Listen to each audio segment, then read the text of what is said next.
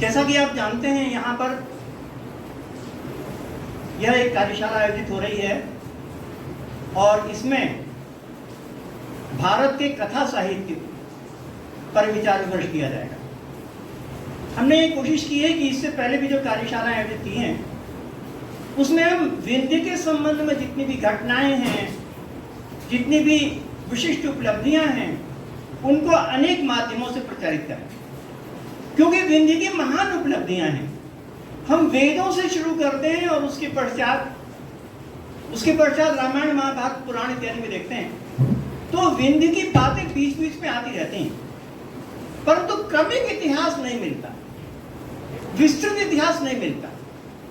दरअसल बात यह है कि हमारा जो विंध्य का इतिहास है वो हमारी लोक कथाओं में भी, जो दादी नानी लोरियां गाती हैं ना, उनमें भी, जो विभिन्न प्रकार की बड़े बड़े लोग कहानियां सुनाते हैं, उनमें भी विंध्य की कथाएं जीवित हैं, विंध्य की घटनाएं जीवित हैं।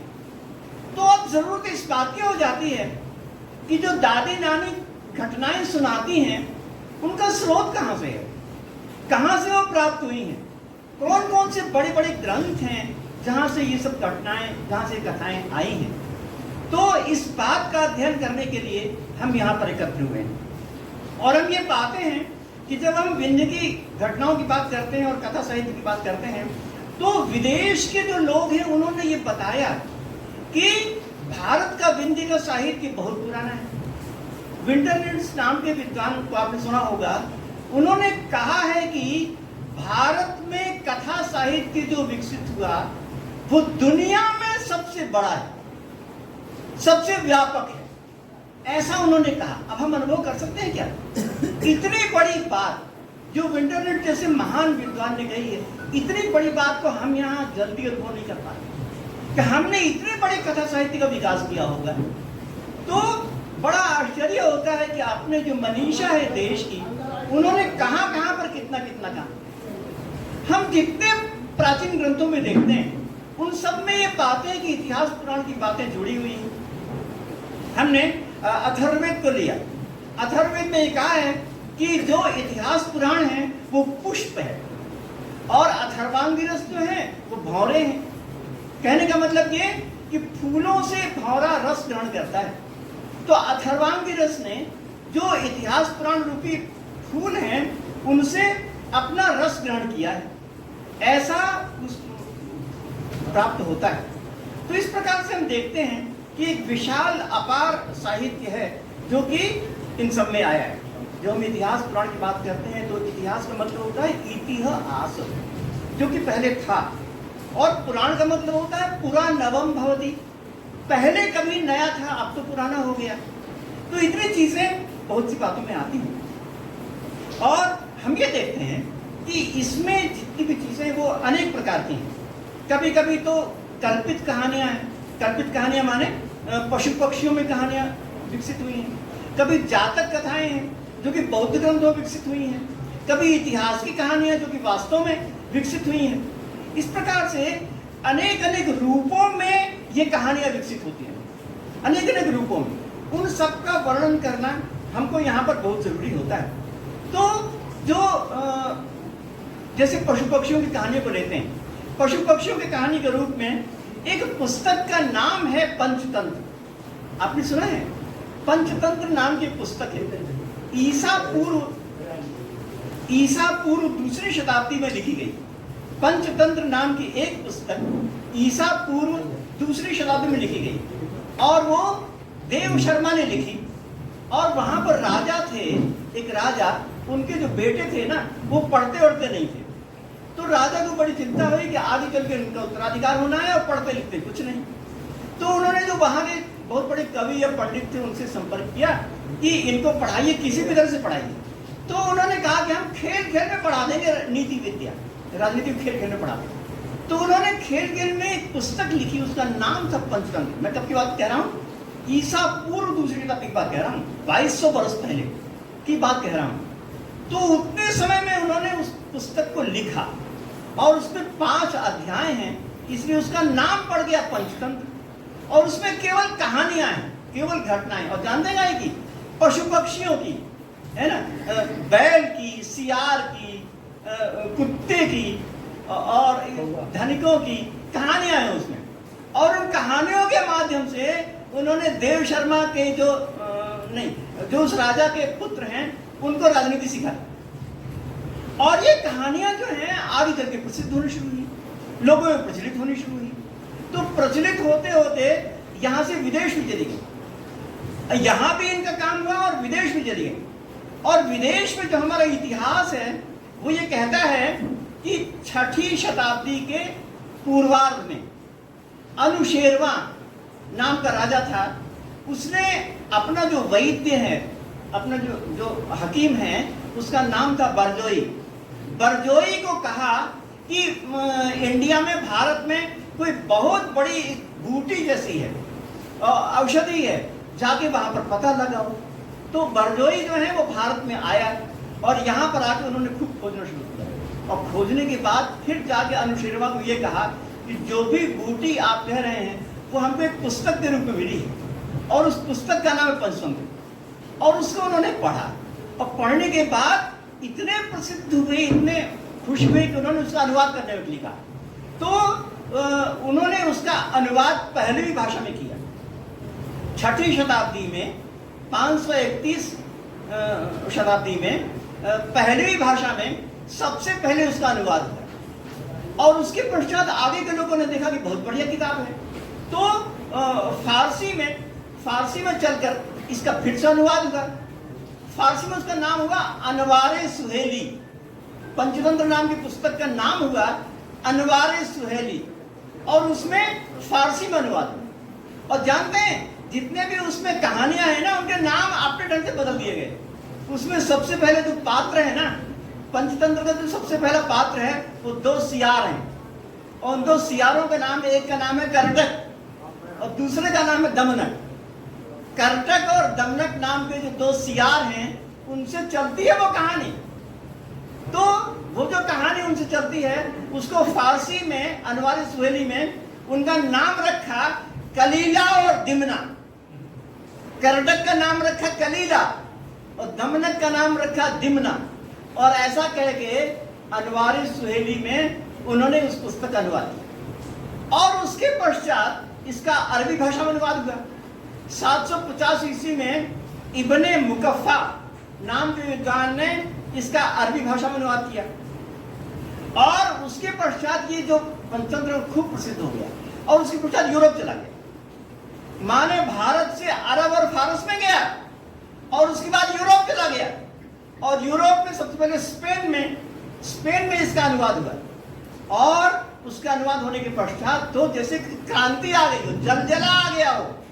स्पेन में जब स्पेनिश भाषा में अनुवाद हुआ, उसके बाद जर्मन में, अंग्रेजी में, फ्रेंच में, इतालवी में, स्वीडिश में, चेक में, पोलिश में, रूसी में और आधुनिक ग्रीक में और हंगेरियन में इसका अनुवाद हुआ। आप सोच सकते हैं कमाल, एक पुस्तक का अनुवाद पूरे अरब और फारस में गया, उसके पश्चात पूरे यूरोप में उसका लोगों ने अनुवाद किया। और लोगों ने कहा, एक यहूदी विद्वान था, उन्होंने लैटिन में इसका अनुवाद किया और उन्होंने कहा कि इससे ज्ञानवर्धक मनोरंजक रचना कोई हो नहीं सकती। इस प्रकार से इसका विभिन्न भाषा में अनुवाद हुआ। और इतना अनुवाद जो हुआ उसमें आप जानते हैं हिंदी में कब हुआ? आप सोच सकते हैं, जिसका अनुवाद 1500-1000 वर्ष पहले हो चुका था विभिन्न भाषाओं में, उसका अनुवाद हिंदी में 1970 ईस्वी में हुआ।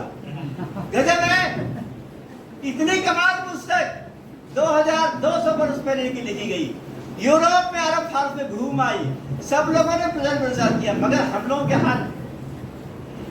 का हाल ये है, हम लोगों की जो संरचना है, जो पुस्तक के प्रति संवेदना है, वो यह हाल है।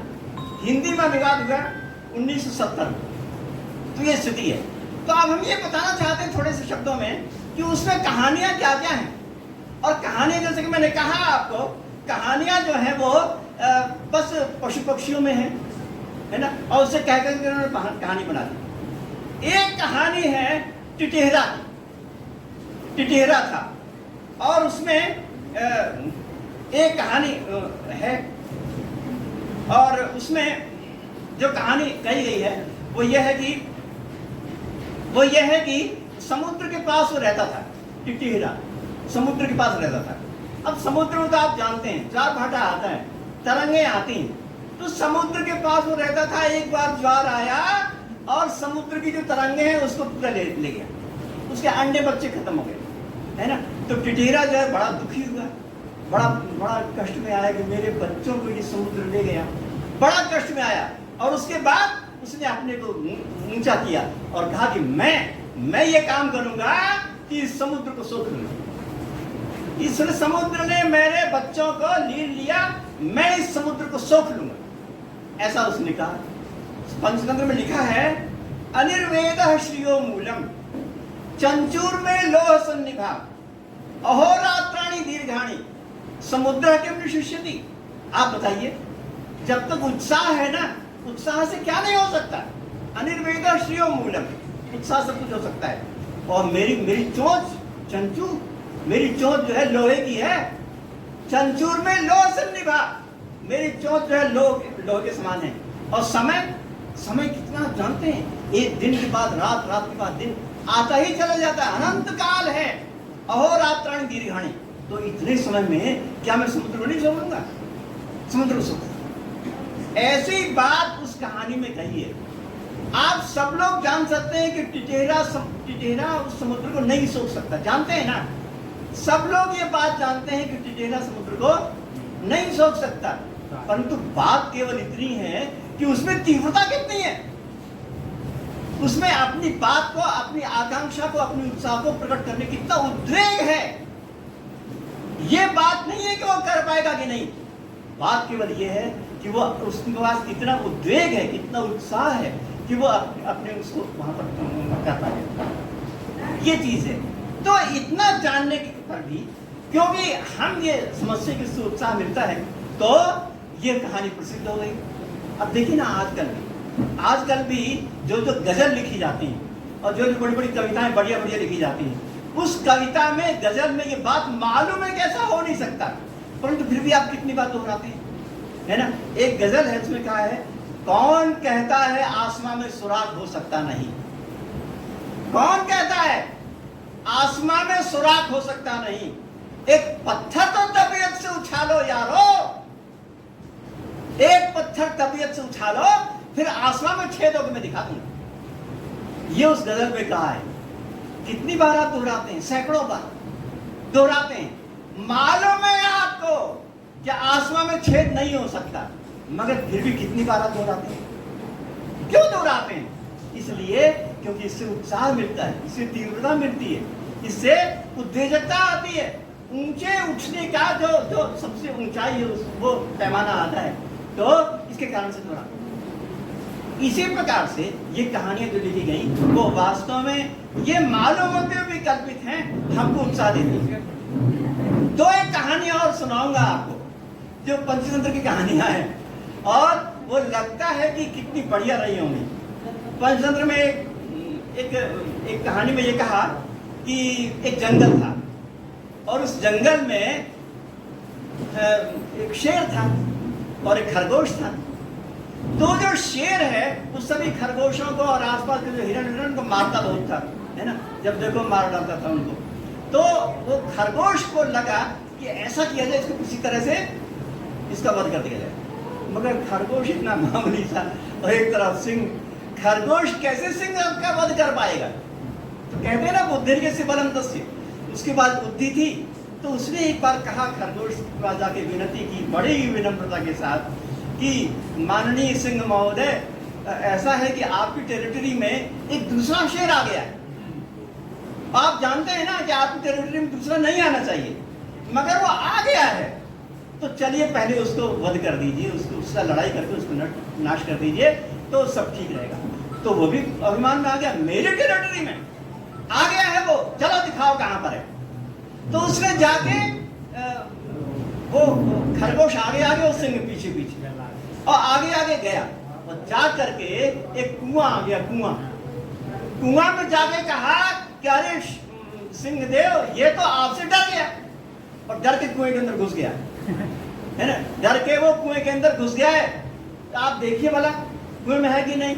तो उस शेर ने आके कुएं में झांका और उसको उसकी परछाई दिखाई पड़ी, तो समझा कि हाँ इतना बड़ा शेर इसके अंदर घुसा हुआ है। तो परछाई से समझ लिया कि इतना बड़ा शेर घुसा हुआ है। तो उसने कहा कि हाँ है तो, घुसा तो है। और फिर आवाज कैसा है? अरे आवाज भी आपके समान ही है, बहुत तेज आवाज करता है। तो उसने कहा कैसे? आप करके देखिए फिर आपको ललकारेगा वो। तो उसने कहा आप पहले आवाज करिए। उसने आवाज जोर से की, दहाड़ा जोर से। उसकी जो गूंज सुनाई पड़ी उस कुएं में, तो उसमें फिर से आवाज सुनाई पड़ी गूंज इसकी। हाँ वास्तव में आवाज भी इसकी है, इसलिए जरूर यहाँ पर शेर है दूसरा। तो ऐसा सोच के वो जो शेर है उसी कुएं में गिर पड़ा, और कुएं में गिरने के बाद वो वहां पर मर गया। ये कहानी उसमें है। अब इस कहानी को आप कितनी कितनी तरह सोच सकते हैं। जो दर्शन वाले लोग हैं वो दर्शन की तरह सोच सकते हैं, जो मजे लेने वाले लोग हैं सामान्य जनता को सुनाने के लिए वो उससे आनंद ले सकते हैं। चाहे आप जिससे सोचें, है तो शेर और खरगोश की कहानी, परंतु आनंद कितना आता है, मजा कितना आता है। अब बताइए, एक तरफ ये शेर की कहानी और दूसरी तरफ दर्शन में बात कही, फिलोसफी में बड़ी बड़ी जो फिलोसफी है ना उसमें ये बात कही गई और मान लिया उन्होंने।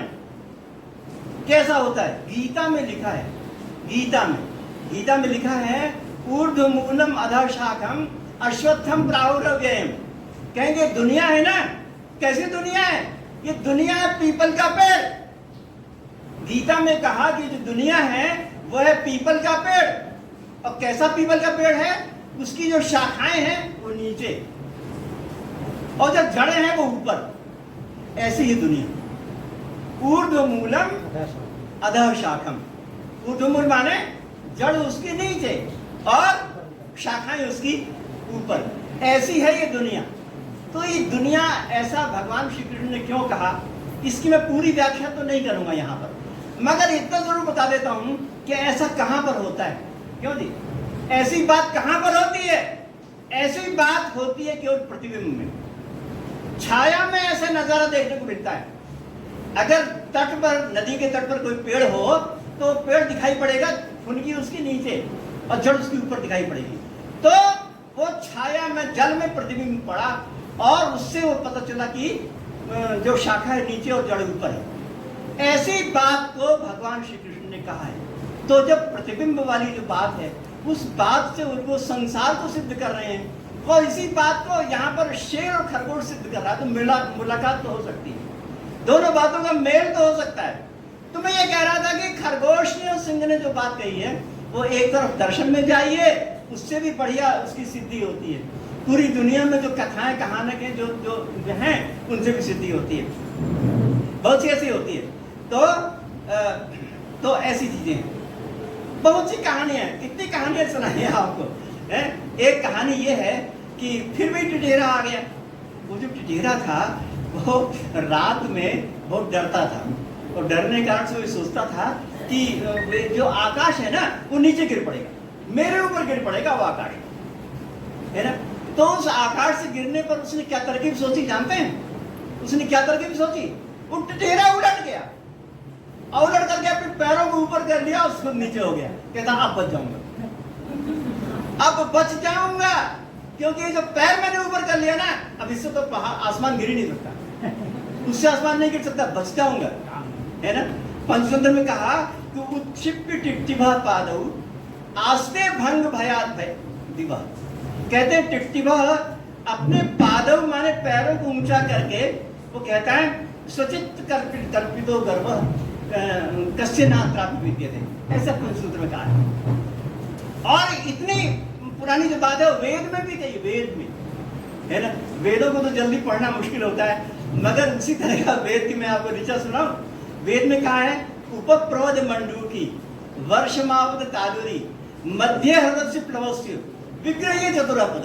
कहते एक मेढकी थी, तो कहते वो मेढकी बोलो ये जो है वो कैसी है?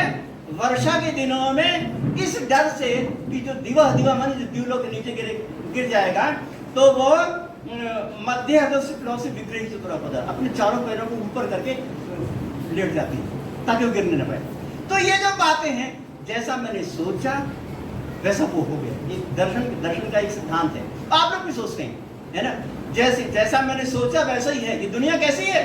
ये दुनिया वैसी जैसे आप सोचते हैं, है ना। यावत दृष्टि तावत सृष्टि। यावत दृष्टि माने जब तक और जैसा मैंने देखा वैसी है पूरी दुनिया, उसी तरीके जैसा मैंने देखा। मुझे क्या मालूम कैसी है दुनिया? ऐसी जैसा मैंने देखा, मैंने सोचा जैसा वैसी मेरी दुनिया। तो टिटहरी ने और मेंढकी ने ये सोच लिया कि अब नहीं द्यूलोक गिरेगा आकाश, तो नहीं गिरेगा, क्योंकि उसने ऐसा सोच लिया। तो इत्यादि इतनी बातें हैं, वो इससे है वो संग्रहित हो जाती हैं और जुड़ जाती हैं। इस प्रकार से ऐसी बहुत सी कहानियां हैं।